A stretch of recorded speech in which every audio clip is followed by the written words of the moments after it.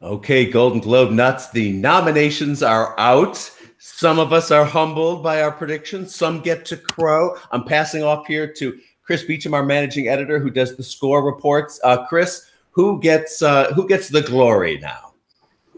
Well, I'm pulling it up here on the user side. Well, first of all, Susan, who's with us today on this slugfest, did really, really well on film. I think you finished, was it second place behind the three top experts there? I guess so. So humble, Susan. This is Hollywood. There's no time for false modesty. I know I did best among all of you with TV, and that's, Well, I sucked at TV, so I have to be a little modest. So. Well, on the user side on film, which we're talking about in this slugfest, JJC 491 was the best overall, 85%. So that's out of 11 categories, and 11. What would there be? 55 nominees. That's really, really good. And then on the expert side, I've got it right here. Experts were Tariq Khan, Michael Mostow, and Perry Nemiroff from Collider were the top three at 83.64%. Susan, our dear Susan, was alone in the third rung among the experts at 81. And then Joyce tied Ann Thompson. And then, oh, where the hell am I on this list? Oh, I'm way down. I tied and the next rung down with Peter Travers. But, it's interesting, Tom, you mentioning Tariq and Michael, because last year you were tied with them at the top. So those two, boy, do they have the secret sauce, right? Tariq and Michael last year and this year. Because every year it's a conundrum. I mean, it's so hard to predict these people, right? I mean, what these 90+ people are going to do.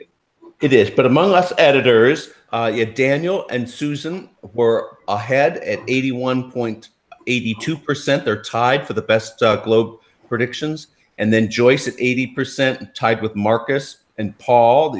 You guys get the glory there. And then I'm down in a subservient 78%. And then it's Matt Noble, Rob LaCuria, and Chris. But we're all above 70%, which is at the Globes is really, really impressive. Let's be honest. Well, let me say too, thanks so much to all these campaigners and studios for, the last few weeks, few months, going back to October, helping us to know where the categories are going to fall. We didn't miss a single slot today in terms of, were they in drama? Were they in comedy? Were they in lead? Were they in supporting?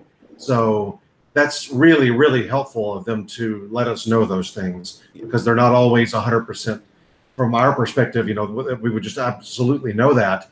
And then the HFPA decides where to put people ultimately at the very, very end.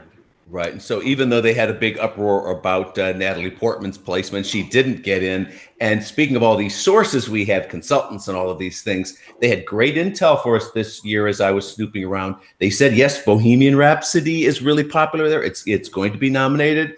And that certainly happened. And then they said unusual things like John C. Reilly would pop up for comedy actor for the Stan and Ollie thing. But boy, they were wrong. A lot of the intel I got on Black Klansman, they thought with just the 5 nominated slots in these top categories, it would not do as well as it did, and it overperformed. That was where the dish we get from the industry is something. So in other words, that boastful article I wrote about 100% accurate, I'm trying to find somebody to blame. So help me there. You didn't choose the mule, though, did you? No, but I put Clint Eastwood in there for actor. Well, it was 100% accurate in that you prefaced it by saying that it's very hard to predict. It's just fun to be boastful and to crow like that. Let's just, anybody pile on here. What surprised you guys? I love that Vice is the top nominee in film, because I don't know if you guys all saw it, but it's like my #1 movie of the year. And I think Adam McKay has kind of tweaked his techniques of narrative in a wonderful way with this. And I'm just wondering what the first President Bush dying, if that's going to cast anything upon this as far as the public. But I think right now, it's definitely even stronger than The Big Short was several years ago. And The Big Short, remember, won PGA. So, Susan, I mean, is this something you think this is a boost for it in terms of its Oscar profile? I mean, well, yes and no. I don't think the Oscars, I mean, the Oscars are a very different group and more divided, I would think, as far as their loyalties and what they want to reward. But I do think it can't hurt to be the #1, nominee getter. So up against it, my #1 movie and comedy of the year is Green Book, and that performed. I mean, it got in everywhere it was expected to get in, the 2 acting slots. But I wasn't predicting it for director, so it got in for director. It got in for screenplay. I think that's a really strong race there. And the favorite got in all 3 actresses and got in for screenplay as well. So that may be very much more competitive race than, say, the drama film where Star is Born might be unstoppable. Well, Green Book and Vice kind of maxed out in like where they could just hit in their categories, because like everyone else missed in one place or 2. Like Star is Born missed Sam Elliott and screenplay, but Green Book, like, yeah, it got director, and The Favorite didn't get Yorgos for director. And I was kind of surprised at how much they liked Vice, because they didn't really, I mean, they gave The Big Short 4 nominations, but Adam McKay wasn't nominated for The Big Short, and they gave him a nomination this time. So they both of them did pretty well today. So I tend to like political films, and according to these sources, whether which in some cases have proved very prescient over the past 24 hours and 48 hours, but sometimes have misled us. 2 of the best sources I have say that Green Book is ahead to win picture and actor.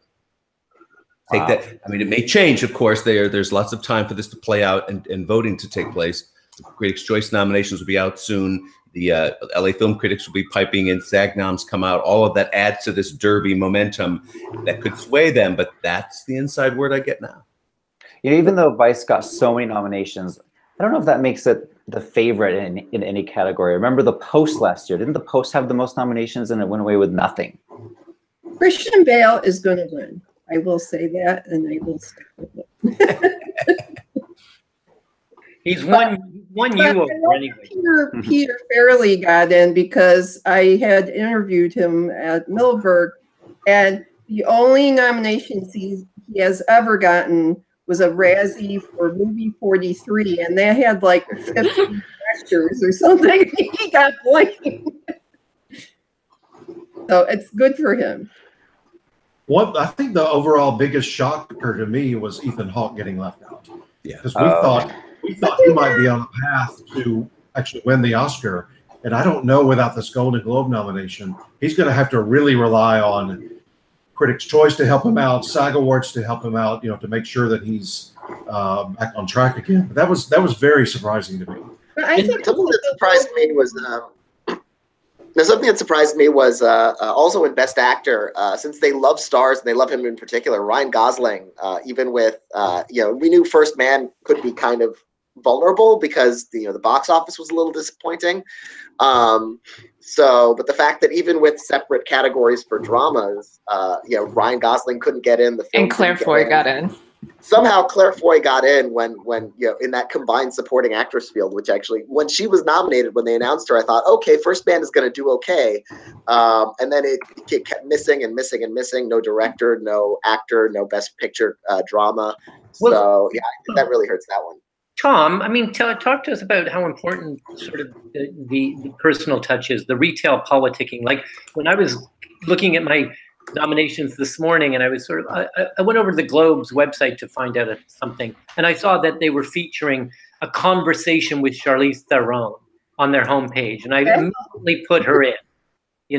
So something like Black Klansman overperforming or First Man underperforming. I mean, how much of that do you think is the connection that the voters felt when the people came or maybe didn't come before them for their press conference? Oh, it's major. It's how that Aaron Johnson Taylor, am I getting this right? A couple years ago. Aaron Taylor Johnson. Thank you. Pulled off a surprise. He was hobnobbing with them all the time. And this year, John David Washington was hobnobbing with them often and charming them. And Denzel's son, Denzel's son, and they liked the children of famous people. But he was on the ground with them a lot. Spike was, and so that was very important. And the Ethan Hawke thing might just be a matter of geography, because while Ethan Hawke was here for the Governor's Award weekend and was available and did interact with the HFPA, he lives in New York, and that's a New York-based studio, small studio, A24, which did manage to get Elsie in for 8th grade today. So it's not as if they had this A24 thing. And remember, they just gave A24 the surprise Best Picture 2 years ago with Moonlight. But the split between the coasts does play out sometimes here. And I think if Ethan was based in LA and was more present here, it may have made a difference. You know what surprised me was Yalitza getting snubbed. They gave Roma director, they gave it screenplay and foreign language film, but no Yalitza. Does this hurt her Oscar chances? No, she's not. Well, she's not a professional actress, and remember the HFPA. The one thing you can count on is they do have a kind of inferiority complex, being foreigners in America, and I think they're gun shy sometimes about making. There's some question about whether or not somebody's a professional actor or not, of letting them in, like Henry Golding for Crazy Rich Asians. That did fairly well today. There was some question about whether he would get in or not. And when I was talking to my sources over the last few days, they went, what's hurting him is that this is his first big role. He's had a history on TV over in the Pacific world and all of this, and he's not new to show business, but he is new to film. And that kind of hurt him, I think. I'm interested next week on SAG Awards, Yalitza. I think that's her biggest, her make or break. Not hurdle, but it's.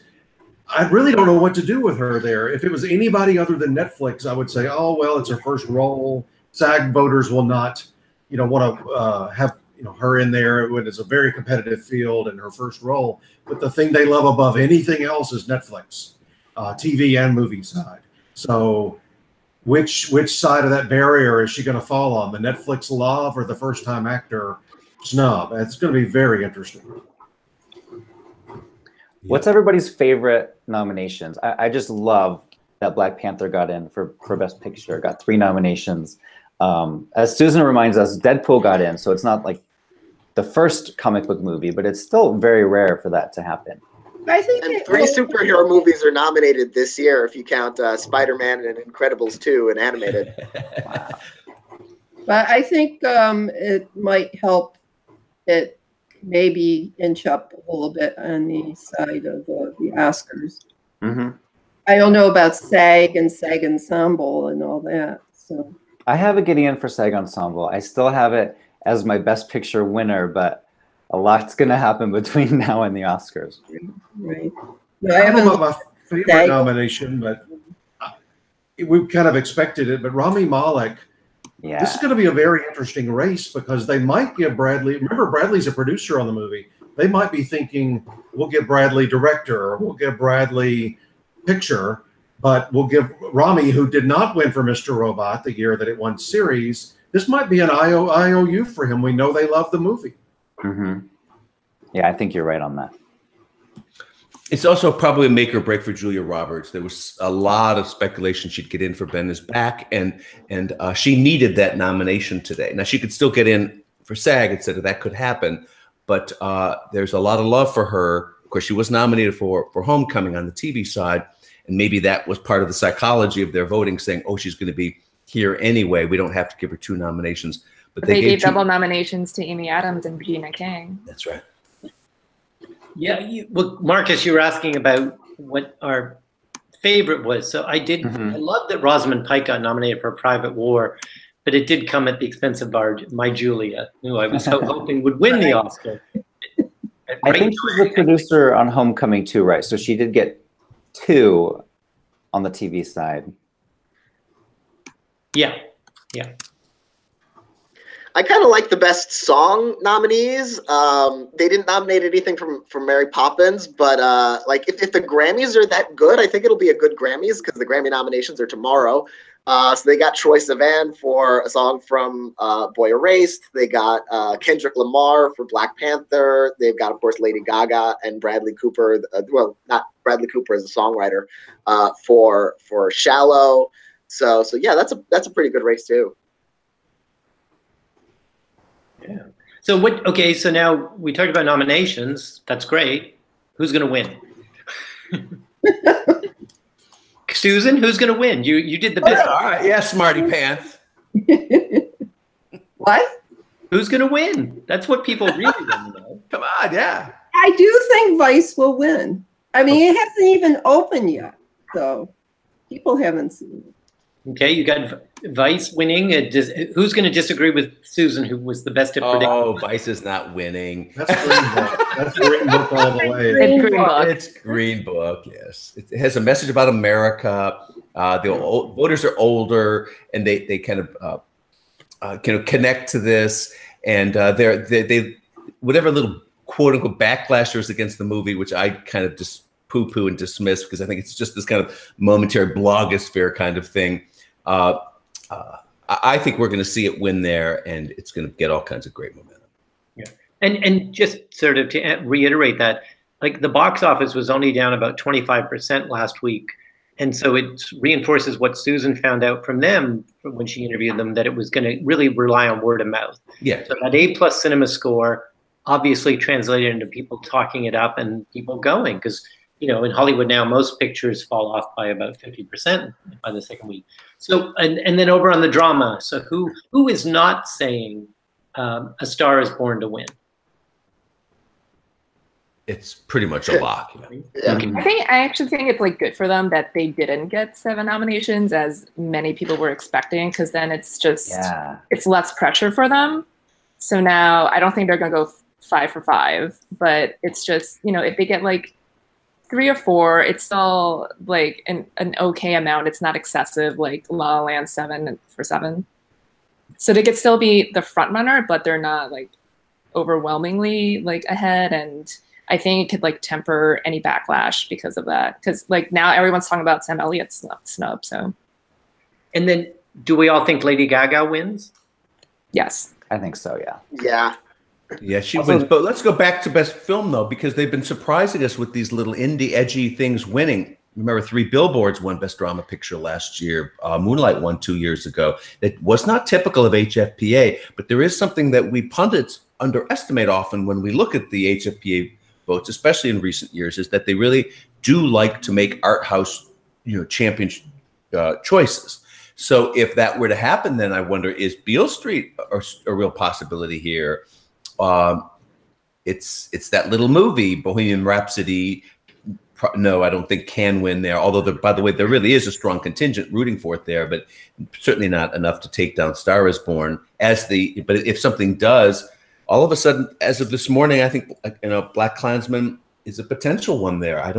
Black Panther. I don't know. I like to match up, which of the picture nominees got director and screenplay. None of the drama pictures did.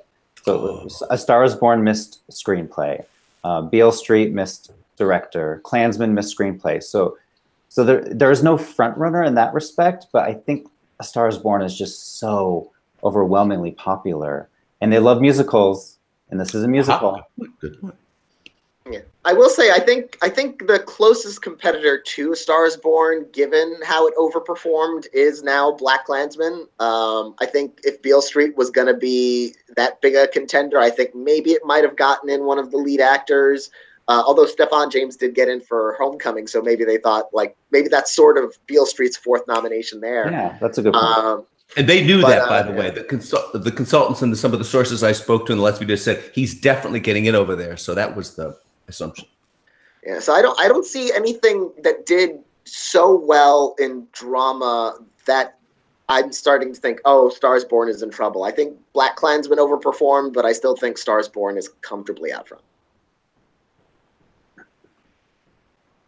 Okay. Well, it's the first of many slugfests we'll have on this, right? And Like I always say, we did well, but there were users that did better. So we need people. Chris, you'll probably have that prediction center live later today, right? That they can start predicting the winners. Yep, already working on it. Good. Well, thanks, everybody. Be sure to watch our TV Slugfest as well. We'll talk about those separately. And like Paul just mentioned, the Prediction Center, that's where, I don't remember the exact number. I think it was over 2,700 people voted on the Golden Globe film side. So that's a ton of people, and we hope to have even more voting for the winners. So thanks for watching our Slugfest today.